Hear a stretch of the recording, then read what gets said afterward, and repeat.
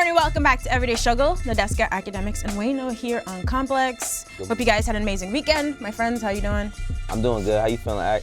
Feeling great. How y'all feeling? Ak was the first person in the building this morning. Yeah. What's going on with you today? Gotta lead by example out here in these streets. Gotta Man. lead He by- been in here early for like the past, the past 3-4 days. What are you talking about? I ain't gonna lie. The first year doing Everyday Struggle, we literally, at the old building, we opened the building. That's a fact. You know what I mean? It was just after a while, it was like, all right, man. Enough of Nobody this gonna shit. show up here for 20 minutes after we get here.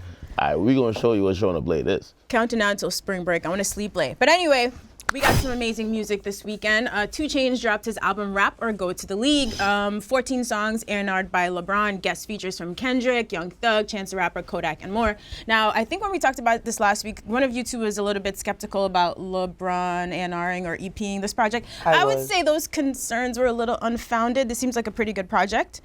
Yeah, I mean, it was Chainz putting it together though. I'm gonna give LeBron his credit though. Yeah? I'm gonna give LeBron his credit. I mean, it makes sense, like on tracks like NCAA, where they're talking about like brainwashing kids in the black community, feeling like you could only rap or go to the league. It actually makes sense that they work together on this. But general thoughts on this album? I hate that we gotta like give a whole thought. It doesn't have to be a whole but deep review, just like general thoughts, and we can get back to it. But no, Because there's but a lot to digest on this. It's not like a quick listen. honestly, like it's very different. Like it's very different than what I'm used to from Chainz because like I really like Pretty Girls Love Trap music, and this one was it seems like he wanted to be taken very serious on this, right? He wrote not saying that he doesn't at any other time, but it seems like he really wanted to be taken serious on this. It's good overall. I liked it. I wish it didn't have some of the features that it had on it, only because like once it got into the mode of him rapping a bit more, I just wanted it to stay that way. But overall, like I'm happy with the album. I think I just got to listen to it a little bit more to really dig in. You know? How could you think? Yeah, I don't know exactly. I mean, I guess we could speculate exactly or speculate what LeBron added to this project. I am saying I appreciate there's a shared sense of like Black consciousness among some of the rappers that's delivering great content this year and just in general, where like they're putting in these jewels in these songs and they're making a concerted effort to not only just rap about bullshit, they're actually saying some shit. Like again, songs like NCAA definitely highlight that. Overall, when I first turned it on from track 1 on, like by the way, the production is phenomenal, like phenomenal, like amazing. But the direction a little bit caught me off guard because I ain't gonna lie, I'm used to turned up 2 Chainz. And we still got some of that though, right? I feel like the beginning was super introspective, and I don't know if that's the word, but like then the middle part, then we got like the 2 Chainz that we're used to. I was a little bit caught off guard as well. Yeah. I didn't think the title was gonna go so deep. But that's what I'm saying. But I saw where he was going, and you know, like I mean, 2 Chainz has been a veteran in the game for a while, but it showed me someone who knew how to navigate an album and not just make an album full of like the same type of thing. So I actually pretty much enjoyed it a lot. You know what I mean? Compared to the last album that he dropped, like it's a little bit of a different mood. It's really but I think with me sitting with this for a little bit more time, I'll appreciate it for what it is. But I definitely enjoy it. Yeah, I mean, like you said on the opening track, like he talks about like Lil Faye. That was another guy from DTP, like losing a son. Like he just talked about some real shit that you don't really get a chance to hear 2 Chainz tap into a lot. But like overall, I think it's good. It's one of those albums that's gonna take a lot of people to get used to. Like you're gonna have to continuously play it to catch more shit in it. You know what I mean? Because he got deep on it. I always like giving people who haven't heard an album that I'm talking about a little quick list of songs you should go check out that give you like an overall gist of the album. These were my favorites, the standouts from the project: Threat to Society, Fire, Statute of Limitations, High Top with Young Thug, NCAA of course, and Dollar Bill with Lil Wayne and E40. I would suggest if you don't have, which is not even a long project, it's only 14 songs, I would definitely check out those. But again, I don't know what the general perception of the average fan. Like, I think when we have rap conversations here, we're way more in tune and we probably listen for different things that maybe the casual fan don't listen to, or we're listening to tracks that the casual fan won't hear. They might only hear 2 Chainz on club tracks, right? But again, maybe it's beating a dead horse because I feel like a lot of people have said this, but 2 Chainz could really rap. I mean, he got some like joints on his older albums, Like every time I hear like an album from him, I leave by saying, damn, is this nigga underrated rapping wise? But I think to the people in the know, he's not. I think to the casual listener, if they're listening to the full project, they might be a little bit surprised. Yeah, but surprising in a good way. I just think he shows good growth. Like a lot of things a lot of artists can't do, younger, older. And so I want to get to this fan question. We've actually had it for a while, but I think now is the perfect time because the album is out. So the question is from Just Uncle Drew. I firmly believe 2 Chainz has all the qualities of a GOAT. Lyricism, influence, great albums, and his raps reach all ages. Why isn't he brought up in the conversation of the best of this generation of hip hop? The generation thing is kind of funny because 2 Chainz is obviously like older. He wouldn't be like the younger or the middle generation, but like we've talked about how he like dropped early, then had this huge like career resurgence, and he's still here. I don't feel like a lot of people can't do what he's doing. I mean, I redistrict his career. Like, I don't give a fuck how old he is. Like, when he is popping off and he's having his moment in music, that's gonna be his generation. Of course, he had an impact on a previous generation, but his age.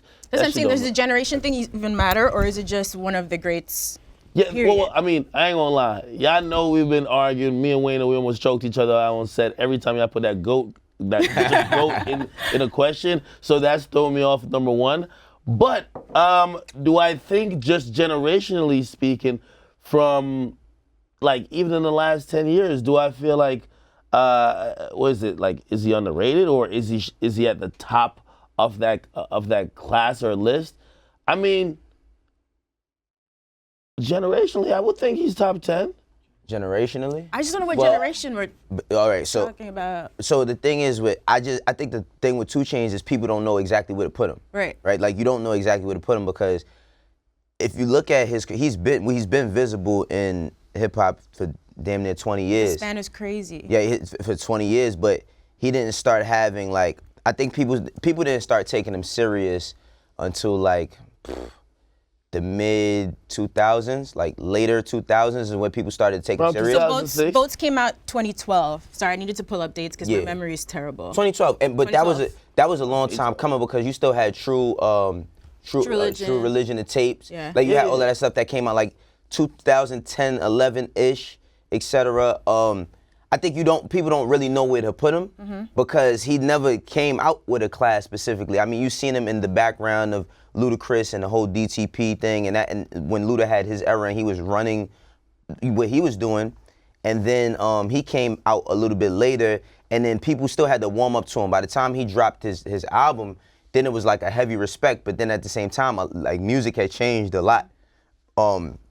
I think that he's one of the, if we got to talk about in terms of like Atlanta, well, I say overall rappers. I don't want to just regionalize him to Atlanta, but even when it comes to Atlanta, he's one of the best to ever come out of Atlanta. I just think that the reason why he's not put in conversations because people don't know exactly what time zone to throw him in. He's intergenerational. Absolutely. Just break it up between Titty Boy and 2 Chainz. You get me? Like I'm gonna just call the second half of his career, if we want to call it that. Yeah, that's the real. Like, that's like the start. Yeah, so I'll call that the generation that I'm kind of judging his whole career off, or actually looking at this question in, right? So when I think about the conversation and people who are brought up, I do think he kind of gets left out the conversation, maybe because of that, but also because I do believe those singles, like I do feel like it paints it keeps you out of those conversations for whatever reason. It does it to Big Sean too. Like your singles defines you sometime. And like, well, you know, with his singles, he had a lot of ass shaking music. I feel like people didn't look beyond that. And again, I'm talking about casual listeners, because sometimes these are conversations that casual listeners usually have a little short list, a little top 5, and they're not gonna mention someone like 2 Chainz because they probably didn't get that deep into the music. I think also you got to look at the fact of a lot of like fans, I wouldn't say confused, but all right, DTP, starts out with DTP, then it was like Lone Wolf 2 Chainz for a bit, then might be Young Money, then might be Good Music, then re-signs with Def Jam, does his own thing. So like we've never just seen him on his own like journey for a long time. I'd say like in the last couple years we've kind of seen that, but he takes time in between his music because he puts so much time into it.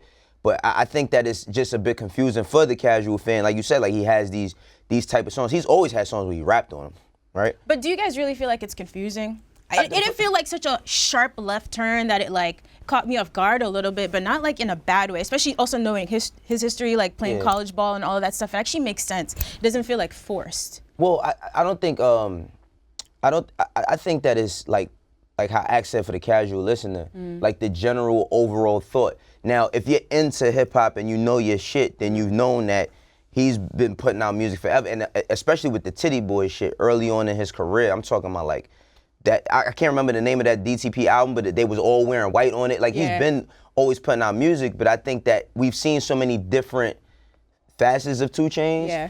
It wasn't him just kind of recreating himself. It's just like, all right, he was transitioning, like, all right, this ain't working, let me go to the next thing. And then once he found it, it was a bit late, but we respected the music. So I just think sometimes it's kind of hard as to how you take it all in. That's true. So if you know 2 Chainz from No Lie or Birthday Song, like those singles only, then this is a little bit more surprising to you.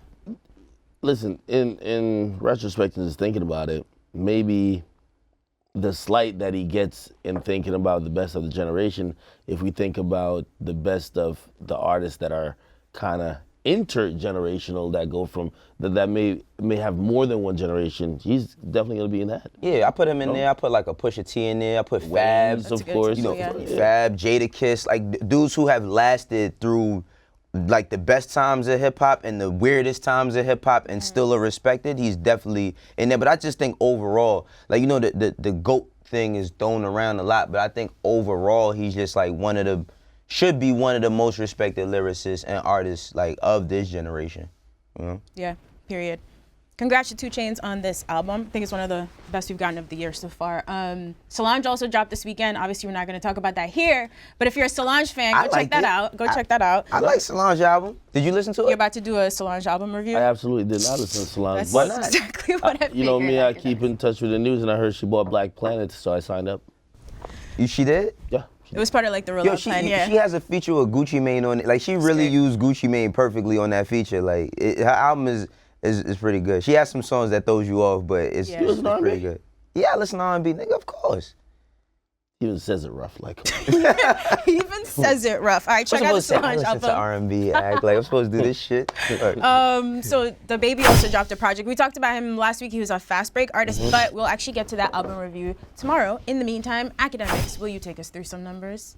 Oh, I didn't even think about numbers. Anyway, listen, we gave the projections last week, and we finally have some final tallies for some albums that dropped last week, which we have Offset being in the top 5 of the Billboard Top 200 albums list. We had Gunna Drip or Drown, that debuted at number 3 with 90,000 copies sold. We also had Offset, which, by the way, this was interesting to me. Gunna actually beat out Offset by like 1,000 units, which it wasn't projected to happen. But hey, maybe people just gravitated to Gunna's album a little bit more. Offset sold 89,000 copies first week, and Lil Pump, he was still top 10, and he sold a whopping 48,000 copies. You know who the hell's number 1? Number 2. Some Ariana Grande probably. Ariana Grande? All right. Or what the fuck is the Stars one? Lady Gaga. Other. We just call them alternative, okay? Alternative. And I just want to give a continued shout out to A Boogie, because I know we talk about albums and we might mention them for like 2 weeks and they kind of just go. A Boogie's album dropped in December, and it's charting well, it's sticking. Yeah. And again, I remember when he came up here and people not really us, but there was articles kind of pressing him like, yo, you didn't sell a lot of physical units. And he said, bro, what the fuck? It's all about streams. And clearly, 2 months later into his release cycle, his album is still doing well, which, by the way, he announced that he was gonna put out a new project, but he's pushing it back because his album is doing so good. Hell yeah, and he's on tour. Like, I think what's ill about it is because he's actually working the music. Like, he's out touring along with his album, so you could get like both experiences. You could listen to that shit all day, then go to the show. Like you said, everybody's getting on him for physicals. Like, who's buying CDs? I don't even know where to buy a CD from, for real. Like, or to play it in if you bought one. Exactly. You can't put a CD in MacBooks anymore or anything, you know?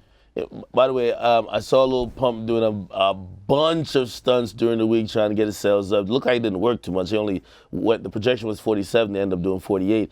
You know, he started selling the little iced out Esquete chain. Did you cop one, bro? Does it count towards albums? Yes, it does. Oh, it's part of the bundle. Yes, it does. Fuck am I copying? Did you listen to Lil Pump's No, new I did not project? listen to Lil Pump's new project. I could see you in the crib going crazy too. He got a song called Drug Addicts. Yo, Ack, leave me alone. Oh man, it's Monday. He's not in Leave the me mood for fucking you. Why does it look like that thing rolls down to be a ski mask, man? What's going on with Wayno today, man?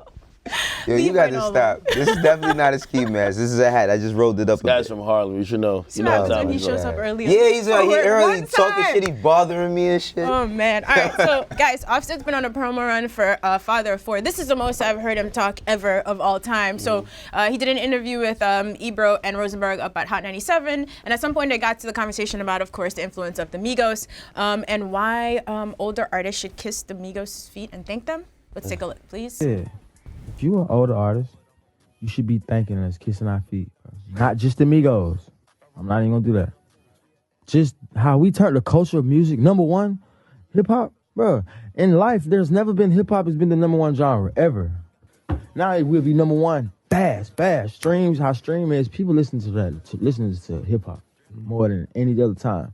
So you should salute us. We made this bigger than what it was. I remember you fought for it. We be respecting y'all. What's up, Ak? Why you look so confused? Well, It sound like the same lies that Offset probably be telling Cardi B trying to get her to bleed. What is Offset Oh talking my about? God. No, I'll now follow Offset. I think he made some good points. It was a poor choice of words by saying kiss Really? our feet. No, for kiss our feet. I think that he made points as to giving the respect up that people in hip hop prior did heavy lifting for them to be in position to do what they're doing.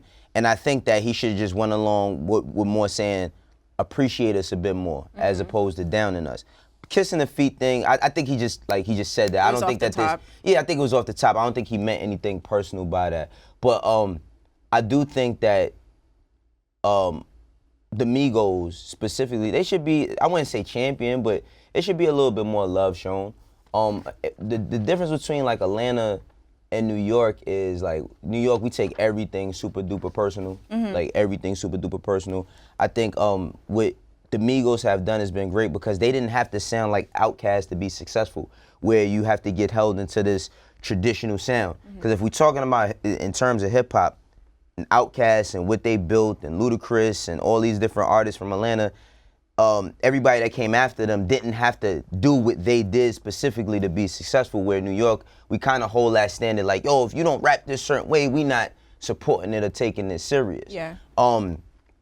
But I don't have the feet thing. I just think he just was shooting from the hip Yeah, with that. I mean, But Lupe understand what he- responded, expressed some similar sentiments using some excellent vocabulary as usual. He said, first he made it clear like he's a big fan of the Migos, and he said, let me say that the only visceral problem with Brother Offset's statement is the use That's of it. the cliche kissing feet. Right. That's not a sign of respect. That's an act of subjugation of something lower to something higher. And as Busta Rhymes told me, when it comes to rap, there are no classes or superiors versus inferiors.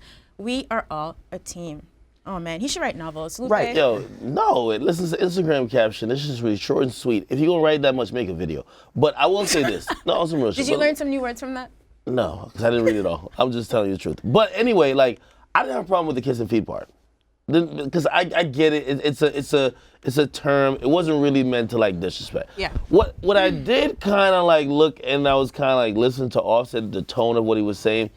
It felt like he was just taking credit, like the Migos made rap #1, which that's not the case. Like, again, if I remember my timeline correctly, rap was announced, or hip hop was announced to be the #1 genre in the world when they were dominating. I think they also, I think around the time when Bad and Bougie was probably hit #1 also. So like, they were a part of like, I guess like passing whatever other, I don't even know what genre was #1 before. But I do think you can't feel like it's owed to you, because I wish I had the whole quote here, right? From Offset? Yeah, he said that the older artists, they've gone #1, but they never made the genre #1. But for the genre to be #1, I look at it as rap just being the cool in just culture, period. Yeah. Now, I understand they make an album called Culture, but if it wasn't years of artists, like way back, like kind of setting up the palette for them to do it.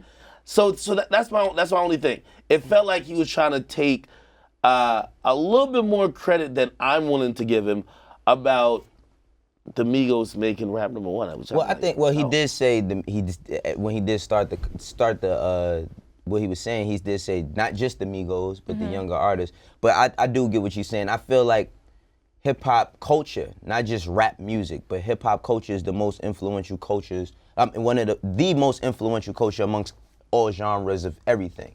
I mean, we have all types of music and all the different types of things, but I don't see like little black kids trying to emulate country singers every day. I see a lot of young white kids emulating rappers when it comes to style. And I'm not making this a racial thing to diss white people at all. I'm just Are you saying, usually like, dissing white people here? no, What's going on? people take it that I'm dissing really? white people. Yeah, I've Okay. seen that a few times. But I just think like you seen the video of that comedian, and he's with like the little white kids, and they got on do-rags, and Godfrey, and he has like the little white kid has on a do-rag, and he takes off his do-rag. He has absolutely no waves, but he's like, yeah, my drinks is spinning. Like, no, I think that we are the most dominant when it comes to influence, right? This goes back to the conversation we were having last week about credit, because we don't get the credit for it. So there's a larger conversation to be had, what Offset was starting off with, but I'm not like mad at him. I just think that he used the wrong word because kissing feet sounds disrespectful. Yeah. I give more credit to technology when I give credit to like one particular group of hip hop. I feel like hip hop has always been the cool. I feel like just now with how everyone interacts with music and like Instagram this and third, the genre and the hip hop. So social media and streaming gave us the platforms to flourish. Hip hop makes social media cool. It's true, but it has given us a bigger platform. But we make all that shit. We make all that shit cool. Yeah. Yo, But that's for what real. I'm saying. I think that's the main reason why we're seeing like the rap #1 or hip hop #1 more than Why Bad and Bougie got memed forever and ever. More than a couple of particular artists who probably think they're phenomenal. Yeah, I don't You get me? think- It's just now we have such of like hip hop, which controls the cool. It's viral all the time. That's what everyone's talking about. Well, I wouldn't credit one person when it comes to hip hop. I think that hip hop is a culmination of a lot of different people from different coasts and regions, from the Midwest to the South to, you know, New York. Everybody, like, we all play a part in this. I think that just overall, before we are so fast to jump down another one's back to kind of discredit them, we should just uplift each other a bit more. I think that's how we would get a little bit further, because every time something happens, the first thing somebody says is like, I want to tell him why he's not right about what he said, as opposed to, okay, well, how do we keep that energy going and just constantly uplift each other as opposed to putting each other down in these instances? I'll try to, and I might be completely wrong, but just hearing what he said, I point out the things that I didn't like because of how it sounded. But I do believe he had a great point if this is what he meant. And this is what I think he meant.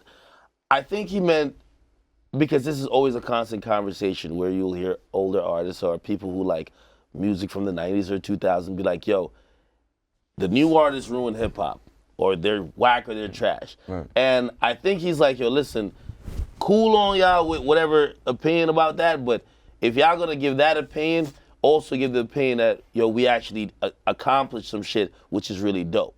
You get me? Like, no matter what, you know, like people, like, again, you even mentioned it, like, not that you were really critiquing, but you were like people will probably categorize this as like a weirdo era. You get me? Yeah. However, it's the most successful hip hop has ever been. And it's a bit weird though too. Like we can't front, like, but still, we it's the can't most front. successful. You get me? So I guess like when, you know, people don't like when like someone takes their praises or like they're saluting themselves. You know what I mean? Like, you're supposed to let somebody else give you, like, what is it? Self-praise is no recommendation. But he's kind of just saying, yo, nah, I'm gonna sit here and let y'all know that we young artists, no matter what y'all critique about us, and we do take some shit from y'all from time to time, we have helped the genre to be the #1 genre in the world. Right, and I think there's always been like artists that's been deemed weird, but the difference is like, Including Lil Pump. what's up with you, Lil Pump? Did Lil Pump pay you for some fucking promo man, today, because girl? I know, you keep bringing this nigga I know up. every time. Listen, I was reading the YouTube comments, and it's every time Lil Pump's name is mentioned, this nigga's face just starts contorting. I'm like, what the fuck? No, but what I was about to say is like, even down to like Andre 3000, right? Like Andre 3000 was deemed as like, people looked at him crazy. Like, think about when Andre 3000 put out The Love Below. I didn't see people jumping down his back saying he was in hip hop because he made Hey Ya. Yeah. You know what I'm saying? Or because he was wearing, I remember when he did when he was in Slim Cutter Calhoun's It's Alright Girl, It's Okay, and he was dressed up like a fucking big ass centipede. I didn't see people jumping down his back saying, oh, that nigga ain't this or he ain't that. Or if they were probably doing that in the comments on Black Planet or something. That's just how it Damn, goes. but you know what? There They're wasn't no always shitting comments. on you while you're, there's There somewhere. were but at the same time, I just They think were that killing that nigga on MySpace. Huh? They were killing him on MySpace. whatever. But I think that like Andre 3000's artistry and his craft, like how good he was with the bars, is what made him, like when he was doing all the other shit, is what made it more acceptable. So when people are critical like of a Little Pump, it's okay to be color your dreads and all of that, but don't forget the foundation that was set for you to have the platform that you on today, which is lyricism and different things. Now, you don't have to be the best lyricist ever, but I think that sometimes you gotta you gotta know your history in order to know where you're going. And that's the point that's usually made in these instances. That's true. All right. It would have been dope, which, again, I know they've been beefing a little bit. It would have been dope if in the same interview he gave a little credit to like Bone Thugs and Harmony for paving the way for the Migos. But we all know they had a We little could go in tit for tat. circles about this forever. Everyone giving credit. And Bone should wanting get, credit. everybody It's a gets, team sport, like Lupe said. Yeah, it's a team sport, team yo. It's sport. like, we be doing this shit all day and we talk about who deserves credit. So this weekend I was listening to, if you're reading this, it's too late. And remember, like, since Drake dropped that, we were all speculating about if he dropped that to get out of his, like, deal. So on Scorpion, he rapped, soon as this album dropped, I'm out of the deal. But is that true or not? We may never know. So in a recent Forbes profile on Cash Money, the label's attorney said that Drake is actually scheduled for one more project through the label. And according to Slim and Birdman, they are, quote, forever in business with Drake. They also go on to like address some of the royalty issues that they have and said the problem is on their artists being too new to the music industry, saying contracts haven't been done, producer agreements haven't been done, samples aren't cleared. 99% of the time, it's not that we owe them money, it's that other people work to get paid that they didn't know how to get paid. Anyway, what do you guys think? Speculation about Drake's label situation, I don't know. I mean, with them saying that they'll forever be in business, like, I don't know what their deals entail, but at those times when all of these albums were put out, they were put out under Cash Money. So I'm pretty sure when there's anniversaries or like in the future, they'll always have to deal with each other one way or another. It's like they like almost have children. Like the music is like their children. Like they have to deal with it one way or another. So I get that for them always being in business. I don't know what Drake's deal is.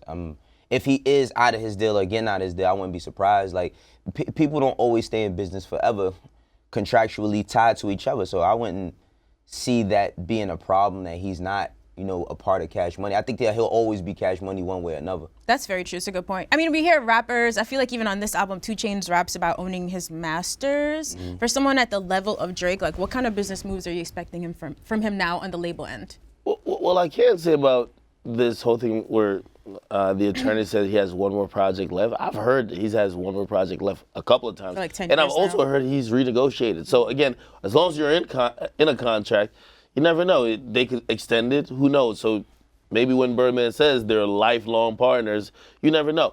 But I will say, if I am supposed to read more into lyrics, and Drake is someone who's really crafty with lyrics and kind of planting some seeds that sometimes may come to grow later on, because we saw how he kind of danced around with the Apple Music thing. Then he had to deal with Apple, and then afterwards we saw what happened. He when it came to renegotiation time, he started talking ownership. If I'm supposed to buy into all of that, and maybe he's blowing smoke, I would think Drake would probably consider something outside of Universal Music Group.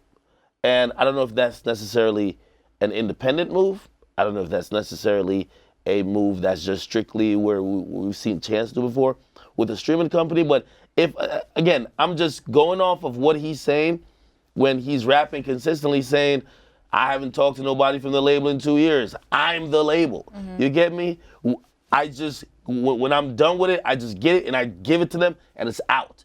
If I'm going off of those lyrics, I would think if, say, the one option is done and he doesn't re-sign, or maybe he's thinking about re-signing, I would think that he would look around and probably say, what are, me being this big of an artist at this time in my career, what are other options for me to release my next project? Or maybe it's not a whole project. Maybe it's an EP. Maybe it's finally just straight R&B album, or could be a joint album with someone else. I'm interested to see his moves because I do think it's going to set precedent. Well, I mean, maybe maybe he starts a streaming service. I mean, like you seen when Jay-Z did Tidal, right? And this is like going back to supporting black businesses, et cetera, and all that. But when Jay-Z did Tidal, remember that whole promo commercial with all like him, Nicki, Oh yeah, everyone Daft up on Punk, stage. yeah, all of those people, right? And then people, I guess Tidal didn't pop immediately the way everybody thought it would, and everybody tried to down this shit, right? Like I think like an artist like a Drake, if he gets together with other artists that are his caliber, if they out of their deals, they can start their own things. Like kids don't care about what label they're signed to anymore. Most kids who even want to sign deals only thinking about the advance. They're not thinking about all the back end business. So I think that whatever his next move is gonna be like one of the biggest moves we've ever seen because he has the leverage for it. That's true. So whenever Drake collaborates, of course, like Block Boy, JB, whatever, he can change someone's career overnight, right? But are we ever expecting him to put someone on the way like a Wayne put him on, like create a mega star in the future? I do think that's where we're at with Drake now. Like you're a phenomenal artist, but like it's kind of, when we compare LeBron to Michael, there's gonna be certain things that we need to see for us to kind of have you kind of neck and neck. And when it comes to Drake is a phenomenal rapper, but I think it's time Drake does that mogul shit now, like those business moves that are, and I mean, whatever happened with him and Jay with the title thing, hey, it's time for ownership, my man. And he started rapping about it, like on the Family Feud joint, he rapped about ownership as well. I do believe, again, he's so invested in his own art. I don't know if he could fully push another artist who's like, yo, passing the torch type of thing. Yeah. But I do believe it's time for a big business move. Well, I actually thought he was gonna do that last year. And I think, you know, there was times where we thought he was, with a particular artist or just No, I just thought, remember last year, like when I first came on, I was like, yo, I Yeah. think it's gonna be like an OVO year. This is before all the Pusha shit, all of that. I'm like, yo, it's gonna be an OVO year. He's gonna step more into a mogul. And you was like, man, that nigga's worried about himself, right? But I think he tried to do that with and I don't know like the extent of their personal relationship, but I think he tried to do that with a Party Next Door. Or he tried to do that with a McConan at the time. Where he, Hell no, not that. Well, he jumped on his record and all of that, and shit, a lot of things was happening for McConan, you know, at that time. I just think maybe he might not be the best at picking the artists, you know, like, cause I haven't seen him get somebody that's under him, that stayed under him, that he could kind of craft, especially a rapper, you know, Like we've seen all these singers come up under OVO sound, but not really the rappers. I think like P Rain, P Rain, he wanted to do stuff for him, but I know he got a lot of issues because he got like certain type of records. Same shit with Baca. I think that he just has to figure out if he even wants to do that. I would like to see him do it, but does he even want to do something like that? Yeah. I'm not holding my breath for, yo, Drake's gonna put us on the new guy. I am, as I said, I'm looking at him to kind of revolutionize the game with streaming. This is the guy when he comes out, or he was just featured in a song with Summer Walker, like instantly the song is like top 5, just because he's on it. I don't even see a lot of marketing dollars being spent, even though he might have been, but like, I'm looking for him to revolutionize the game and to make a real power play. That'll be more impressive to me than him getting behind an artist. You know, like with OVO, like I remember I talked to 40 from OVO, and apparently Drake doesn't do a lot of the stuff that we might think. We might think he's handpicking artists. A lot of stuff is either 40 and what's the other guy's name? Oliver, yeah. They do a lot of stuff when it comes to the label. Like I think they said Drake's only like signing was Baca. that's not too surprising though. He has to be one of the busiest artists in the world. But so one of my theories is that he's gonna get back into this like acting / producing soundtracks, whatever situation, since like content is obviously king. So we have a fan question, which is actually very surprising to me because I've never not once heard this before. But this is from Maurice Slovic. What's up, Everyday Struggle? Settle a debate for me. I hear so many people saying Drake is only at the spot he is because of previous fame from acting, but shouldn't he be praised for that, as he is the only actor, to my knowledge, to make the transition into hip hop successfully? What do y'all think? I've never heard this before. I don't think that his success comes from his acting. I thought we all made fun of him for Degrassi and Yeah, It's they Like did. a Miracle that he transitioned into rap and became I mean, cool. there's a lot of, well, I can't say a lot, but like, I mean, I think people just started taking Jaden Smith seriously last year.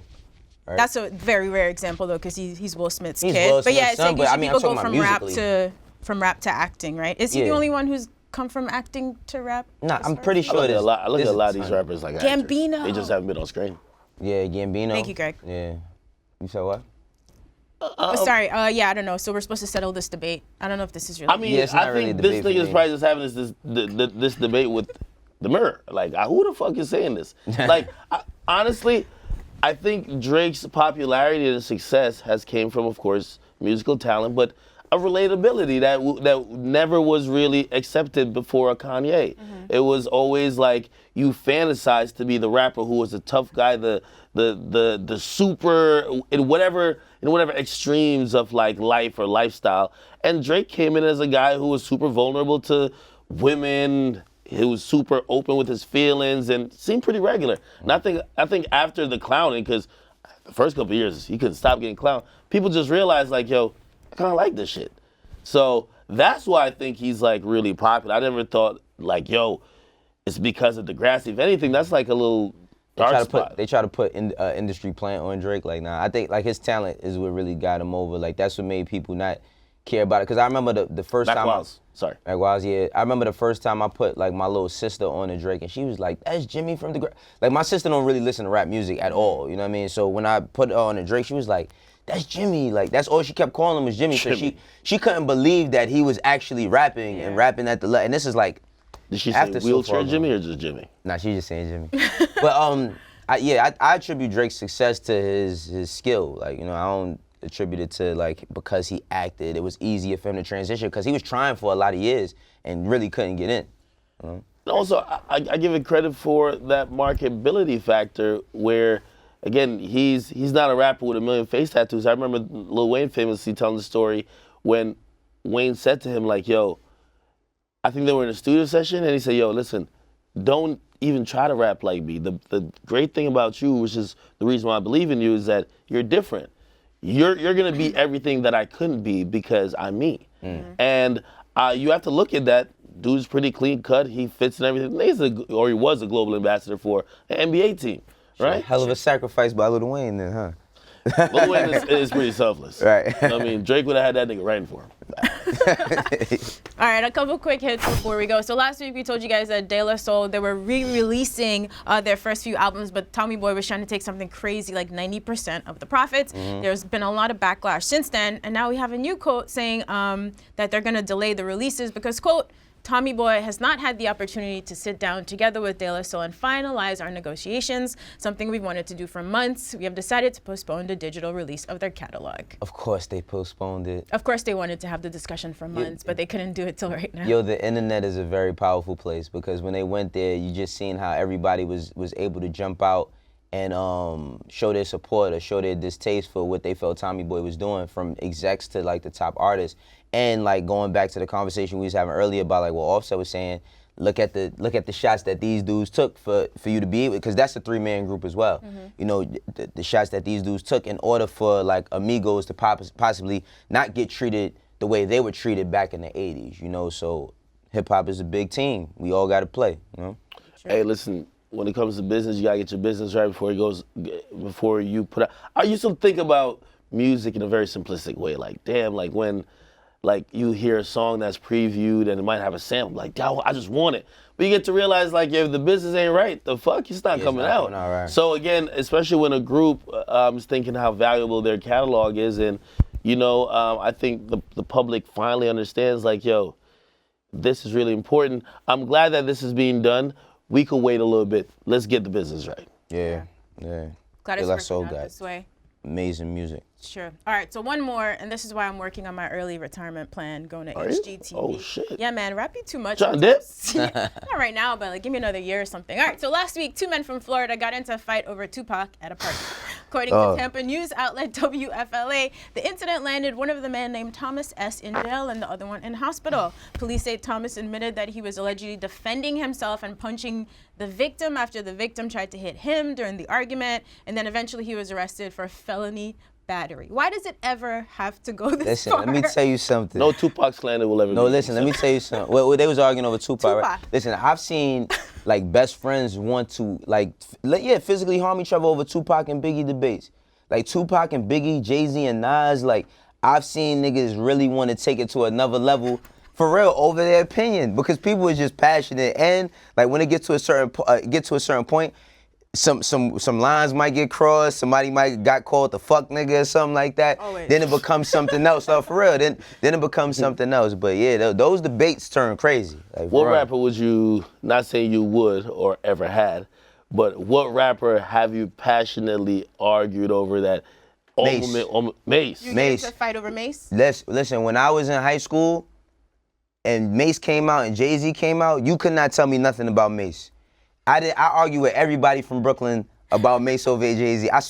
Every fucking day when I was in high school, we used to, in lunch and gym, we would argue the whole period about Mace versus Jay. I've had a whole lot of arguments like that. Shit, basketball, But no fights though, right? I almost got, for real. Wayno's not here shoving and pushing somebody. No, but that's how we talking hard, like that's how we are. Like, niggas get heated. For me, it's the game. I used to be arguing with all them G-Unit stands. Yo, imagine, remember when me and him was arguing about the game in here? The G-Unit stands, you gotta remember, like in like 2006, when it was like he's saying G-Unit and all the G-Unit fans are saying fuck him. Yeah. Oh man, it's like you were going to war. That's one of your favorite rappers, right? Yeah, well at that time he was my favorite. Right. You gave me until Drake came out. But yo. What you was on forums? Huh? You was on forums or what? No, in real life, everywhere. Listen, yo, you gotta realize he was dropping a diss song every 20 minutes. Yeah, he was. So that's the good thing. The worst thing is like when I can't imagine being a J. Cole fan. Well, J. Cole fan now. Damn. Cool. Nah, but like, what I mean is like, some artists go inactive for a period of time. Right. We stay on the defensive. Is that what you're trying to say? Yeah, but you can't J. defend. Cole fan? Nah, No, wait, I'm trying to think listen, of you need your artist to back you up. Like the Barbs, when Nicki know the Barbs is fighting, she kind of get him the co-sign like, the Barbs, yeah, my Barbs. The Barbs believe in overwhelming force. Like, for real, they believe in overwhelming force. They believe in linking numbers, that's it. Absolutely. They will attack all like a fucking hive of bees. But yeah, I've definitely had like crazy arguments, but like that ass like Mace and Jay-Z, I'm talking like 97. You know how you're not supposed to drink and talk about politics or religion because shit always goes left? I feel like rap is that too.